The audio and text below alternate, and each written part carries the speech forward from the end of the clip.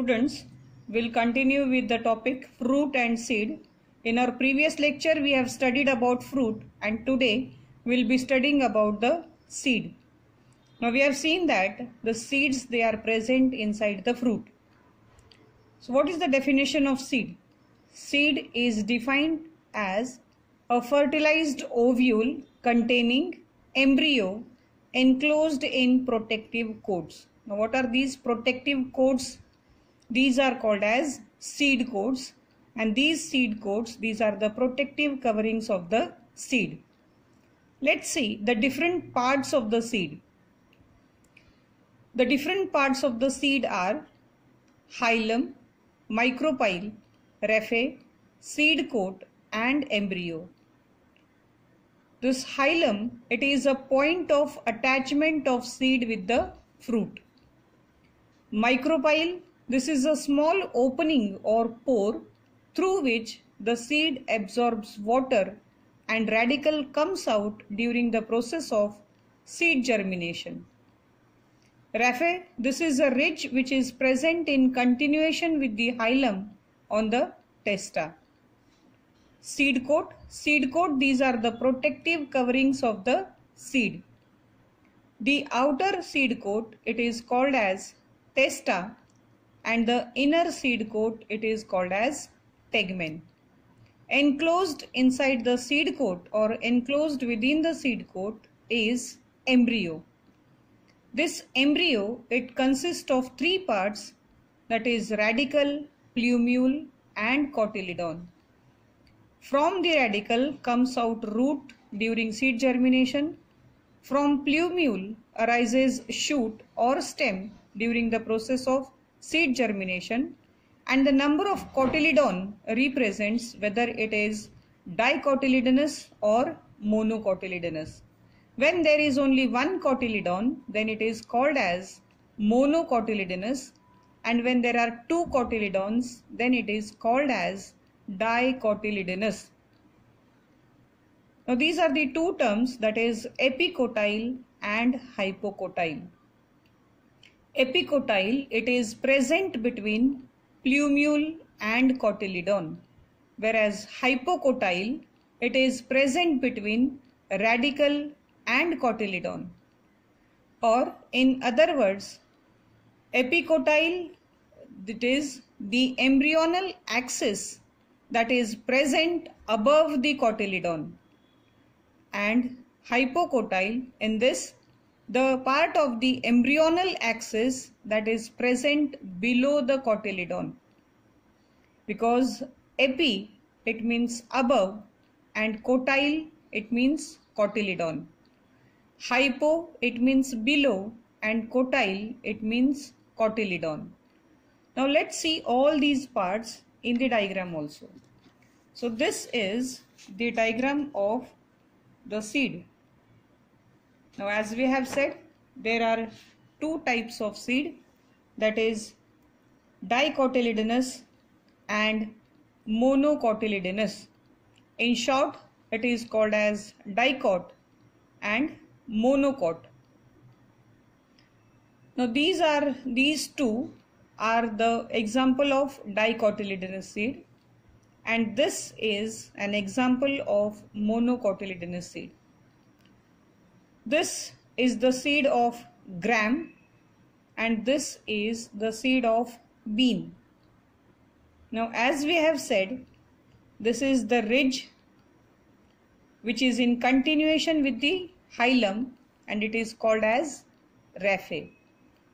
This is the hilum which remains as a scar on the seed, and the small opening, it is called as micropyle, through which the seed will absorb water, and from this part the radicle will come out during the process of seed germination.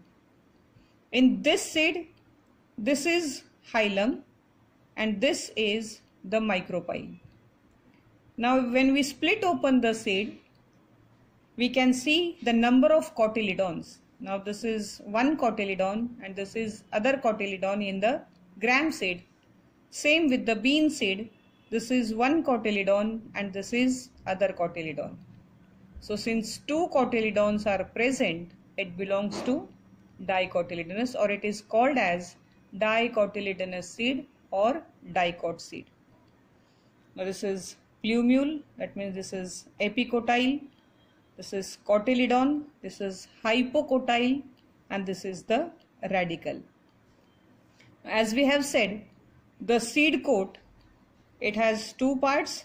This is the outermost seed coat. This is the outer seed coat, which is called as testa, and this is the inner seed coat, which is called as tegmen. In this case, this is the radicle that has come out. This is hypocotyle and this is epicotyle. Now coming to the monocotyledonous seed. The example of monocotyledonous, we have drawn the diagram of maize seed or corn seed. This is the outermost layer, which is called as hull, and it is formed by the fusion of seed coat and fruit wall. Below hull is a thick layer, and this is called as aleurone layer. Aleurone layer, it is a protein rich layer which surrounds the endosperm. So the major part of the seed, it is occupied by endosperm, and endosperm is a food storage tissue. And this part, it is called as embryo. As we have said, the embryo, it has three parts, that is cotyledon, plumule and radicle. Now this single shield shaped cotyledon, it is called as scutellum. This is the plumule, and this plumule, it is covered by a protective sheath called as coleoptile. This is radicle, and it is covered by a protective sheath called as coleorhiza. So these are the parts of monocot seed. That is, this is the diagram of maize seed. Now we'll see the actual seeds, how they look. Now these are few seeds.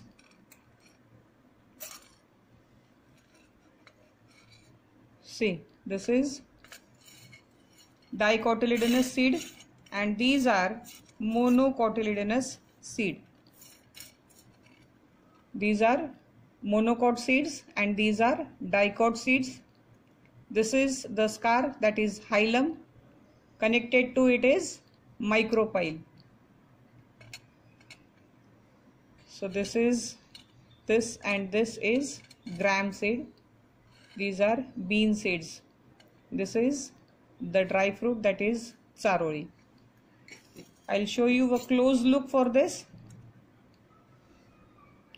In this is a gram seed. This is chalaza, this point, and here there is hilum and micropyle. This was black gram. This is commonly known as chole. This is the ridge, and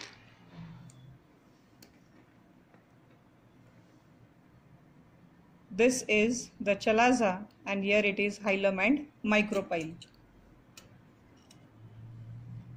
This is the ridge which is in continuation with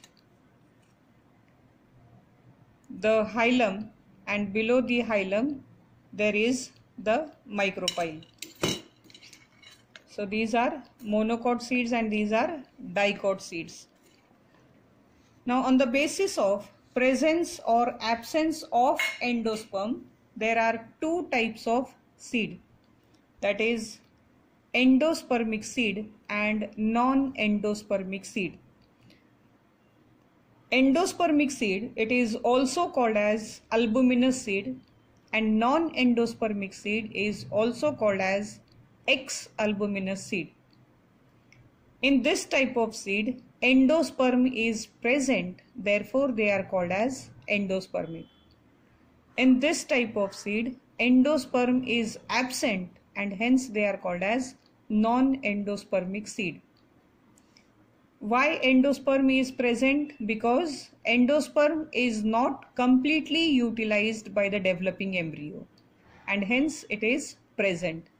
Whereas in this case, the endosperm is completely utilized by the developing embryo and therefore endosperm is absent. Example of endospermic seed is maize, castor, coconut, and example of non-endospermic seed or X albuminous seed is pea, bean, gram. Thank you.